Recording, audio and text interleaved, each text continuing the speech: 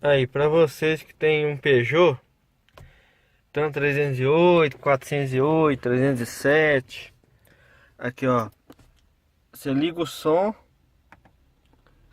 e o mesmo aparece modo silêncio. Já resetei, já desliguei bateria e não resolveu. Aí eu vou ensinar um procedimento aqui agora, como que faz para tirar esse modo silêncio. Você aumenta o volume, não faz nada, só fica no modo silêncio, ok? Então vamos lá.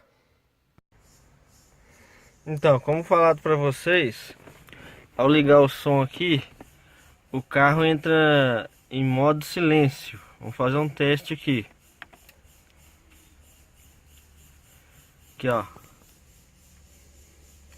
modo silêncio, ok? O volume nada, nada, nada.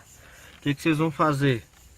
Vocês vão pegar, tem a tecla ESC, vocês vão segurar a tecla ESC até o modo silêncio desativar.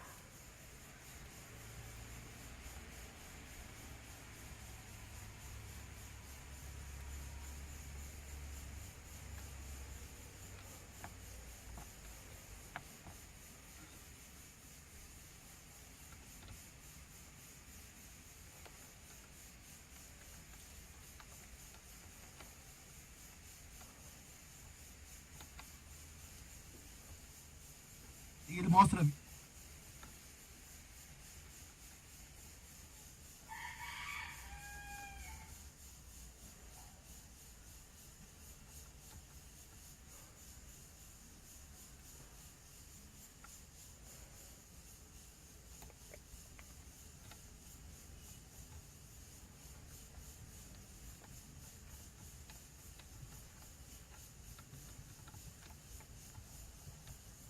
Esse aqui não foi a Érica, fui eu que descobri Aí, ó, através de um ouvinte que mandou. fazendo que eu aqui, pesquisasse. Ele chama Buy você My segura a Eyes. tecla É um menu. aplicativo que você baixa e Na ele vai verdade, ajudar você pessoas segura a tecla deficientes menu visuais, e depois se você aperta conecta na ESC. hora e as pessoas que estão do outro lado precisam de ajuda, O som volta você que ao consegue normal. enxergar, vai ajudar essas pessoas. Agora, E uma dica do que fazer vamos para selecionar encerrar, uma rádio hoje aqui. tem...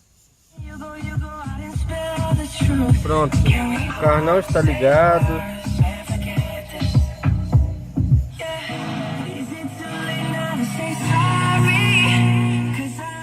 É isso aí, galera.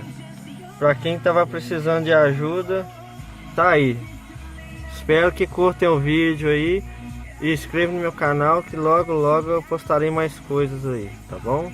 Muito obrigado.